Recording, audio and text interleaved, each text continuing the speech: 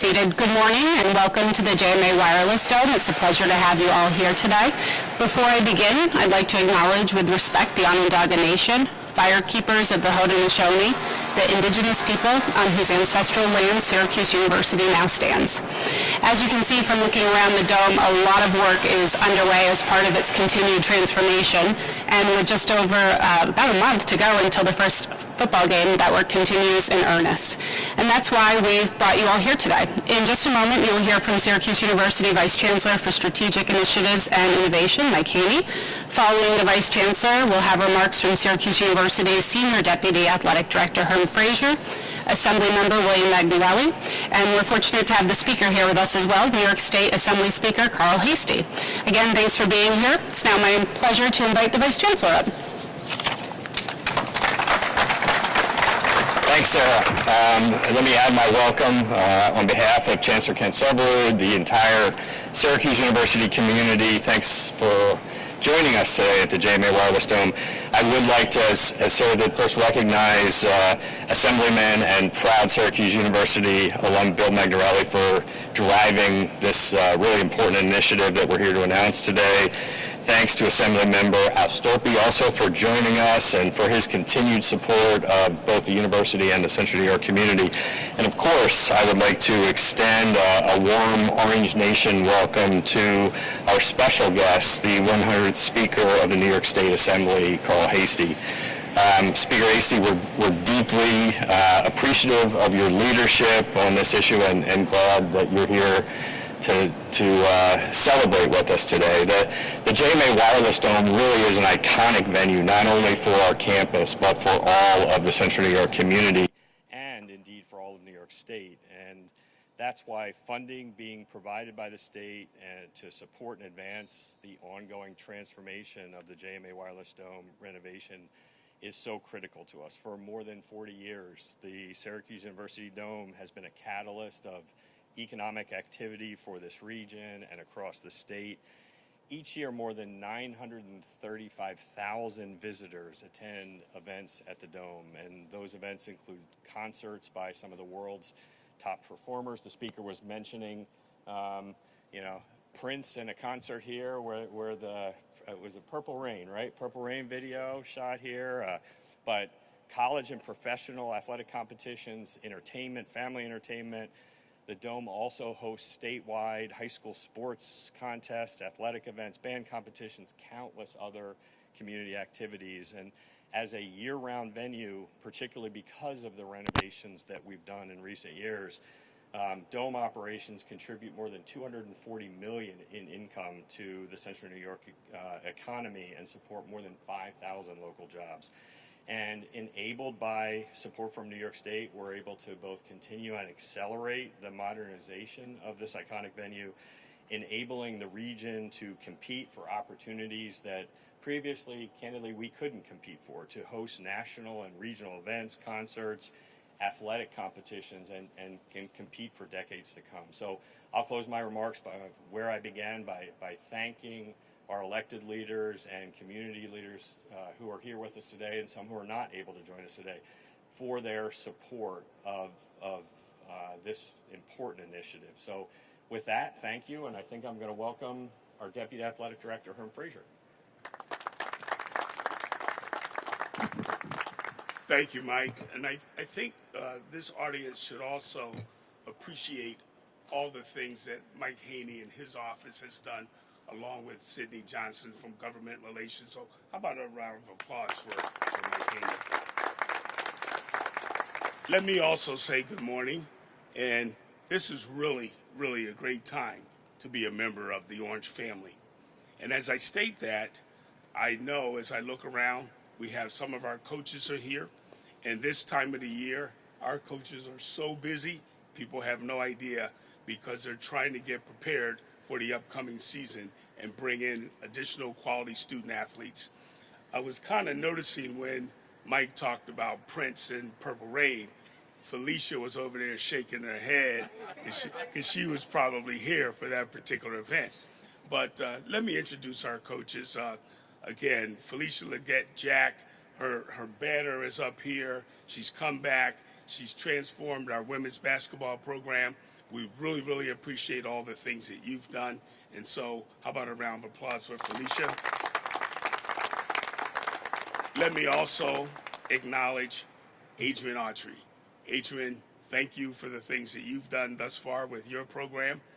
You're following a living legend, and you continue to live up to those exploits, and we appreciate you as well.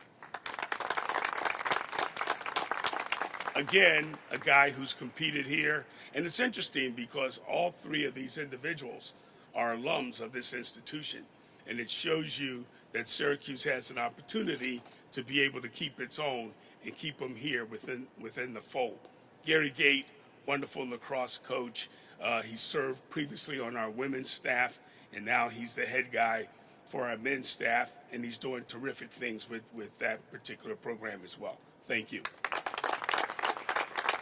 It's my understanding that Fran Brown is on his way, and let's hope Fran gets here because I think everybody is excited, really excited about all the things that he's been able to do thus far with recruiting for our football team and all the wonderful things that are going on in that particular program.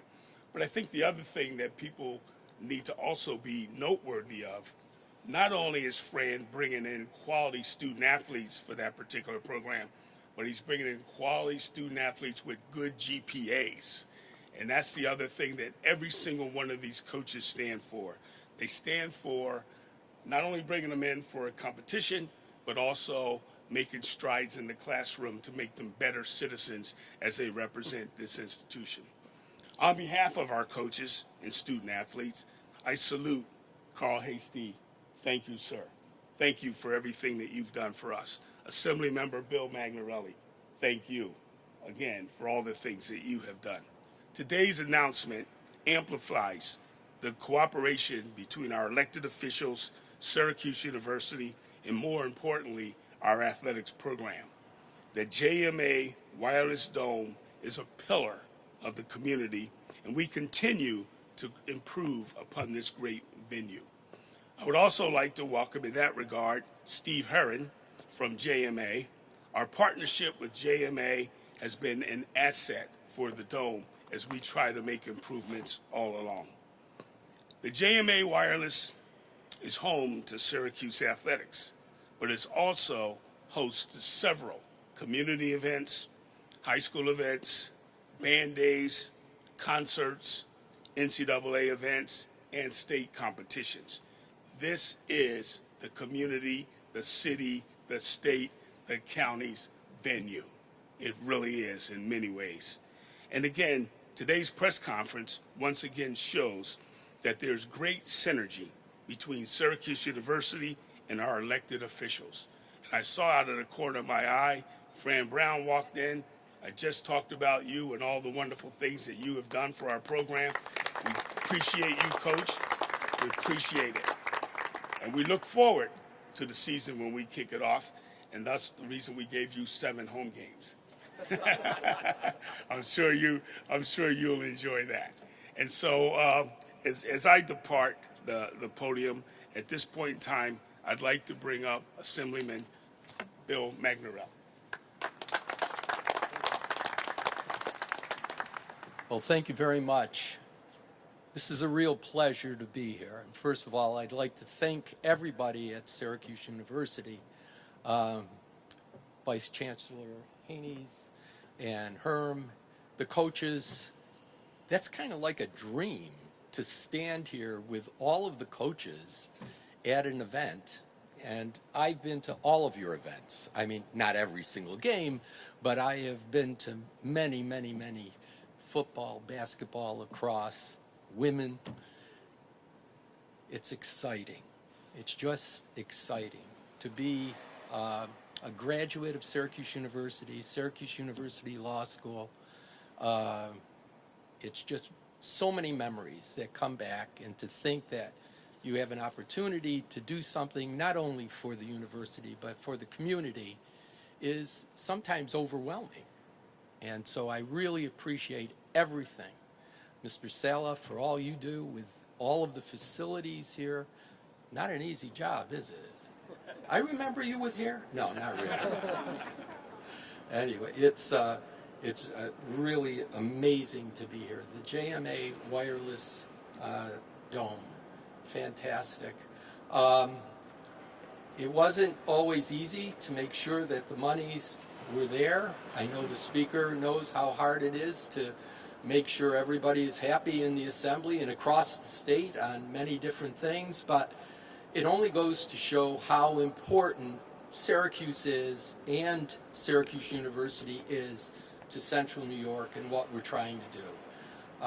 It's been great, and I'm going to leave it to the speaker to fill in some of the blanks. I'm going to introduce you now to Speaker Hasty.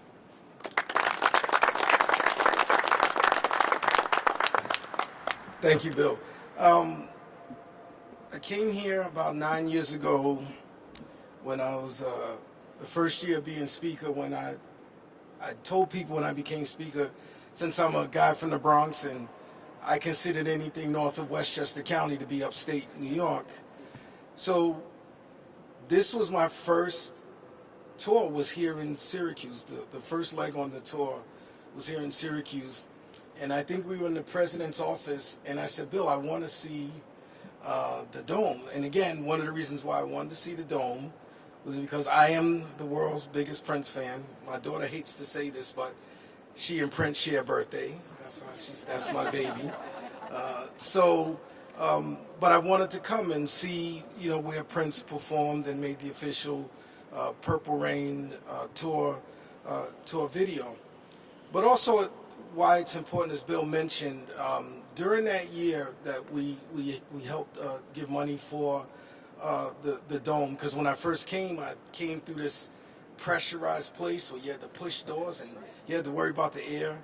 So it is a little different feel walking in here now, but because, me being a speaker from New York City, knowing how important staples of communities are, and that's why I was supportive of funding the Buffalo Bills Stadium, and we were supportive of funding the baseball stadium in Rochester, and part of that was to do right by the city of Syracuse and Syracuse University. We tried to help all of the sports arenas in all of upstate New York. So to come in here and see this is absolutely beautiful.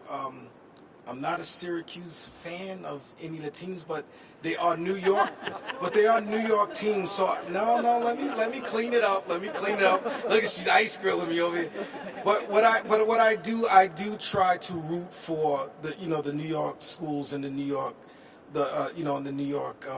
New York teams. So I will add Syracuse to my rooting agenda for. But this is just amazing. But to be honest, you'll put that up there. My name should not be up there. If anything, it should really be Bill Magnarelli and Al Sturpey and Pam Hunter, who are the three assembly members who represent the Syracuse and the surrounding areas, because they have to be the ones to come and say, hey, this is what we need for our city, this is what we need. Schools and colleges have become economic engines. They're the centers of many communities. So whatever we can do, to further that. So I'm just happy to be here. And like I said, all credit should go really to the assembly, the Syracuse Assembly delegation. So happy to do our part. Congratulations. Coach, good luck. Coach, good luck. Coach, good luck. Coach, good luck. Thank you.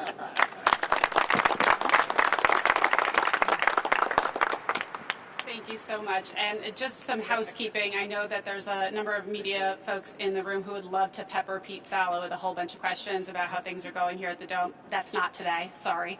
But we will get something on the books for shortly ahead of the first football game of the year. We have concluded the speaking program for today, but the speaker has graciously, best of luck to you, has graciously offered to take questions from members of the media. So I'm going to step aside and hand the podium back over to the speaker for those of you in the media who have questions. Oh, no questions? And just say your name when you stand up since the speaker's not familiar. Go ahead. And if it's on topic or off topic. Chris Carlson. Chris Carlson from the Syracuse Post-Standard. Carl, the state had already announced it was going to put $20 million into this project previously, and the school had already announced sort of which renovations were going to happen. Why do you feel like it's in the public's best interest to contribute another $3 million of state money? Well, costs go up, and if that was a need and a necessity, like I said, this place is central to Central New York. It's iconic place, and if there was needed support, remember this is I didn't write a personal check. This is the people's money. Maybe one day I'll be able to write a personal check, but this is the people's money, and the importance of what this building means to Central New York, I think, was well worth the investment. Quiet group today. Oh, back. Anybody other than Chris? Raise your hand if so. Yeah, Chris, I'll come back to you. Go ahead. The question was, how will SU use the new money? Let me kind of fill in here for a second. The money is basically because everything went up. Okay, so because of the increase in the costs, we're just kind of making up the difference in the percentage that was the beginning percentage in the entire project. Maybe not even that much, but we're happy to help. Okay, back to Chris. I think the initial estimate was $44.7 million. Bill, do you know what the school's estimate of the cost of this? Of this whole project? Of the seating, event space, Wi-Fi. I can't break it all down into specifics as to what goes where. You'd have to ask Mr. Sala. I'm sure he knows. But I think it's going to get pretty close to $200 million when we're all done with everything. Sir, can we get that number? Yeah, Pete, you're here. You want to? Yeah, we'll circle back with you. And like I said, we're going to get everybody back on a Zoom with Pete to wrap up kind of the project renovations going into the fall athletic season. Any other questions on this topic? Not a question of a statement. It was one thing that we all know to be true, that New York is the mecca of the world, and we believe that Syracuse is the best school in the state of New York. And our goal is to not just for you, but to create a dynasty so that everybody can, when they come to the state of New York, to recognize that we're the best school in the state of New York, and we're gonna not want to be a fan. You're gonna have to be a fan. I've been fighting that battle with him for I don't know how long. We sat across the table. I don't want to tell the coach who I really root for. I'll cry. All right, we're going to take one more since it's Chris and he could be for us all day. Go ahead, Chris. Carl, this is a little bit on a different topic, but you and Bill have both worked to change sort of NIL laws in the state with the last cycle. Do you see any further role, or are you guys discussing any further NIL changes? That's the name, image, and likeness. Oh. Paying athletes. I think what's happening is going through the colleges at the moment, and I am in contact with people in the university as far as what they need, what they would like to see, and we've been available for the past couple of years. I think we've passed 2 different statutes to help New York State universities and colleges in that area. We'll be happy to do that again, try to make this work out for everybody. Are there any active sort of, is there any front burner issues, or is it just sort of keeping in touch? Not at the moment, no. Thank you, gentlemen. Thank you. So that is going to wrap up today. You should have a press release in front of you. If you have follow-up questions, you can shoot them to any members of the media team that are here today. And Chris, I will follow up with you on your question. And if all of the coaches and the Syracuse University leaders and the speaker and other elected officials can just come up to the front so we can do some pictures, that'd be great. Have a good day, everyone.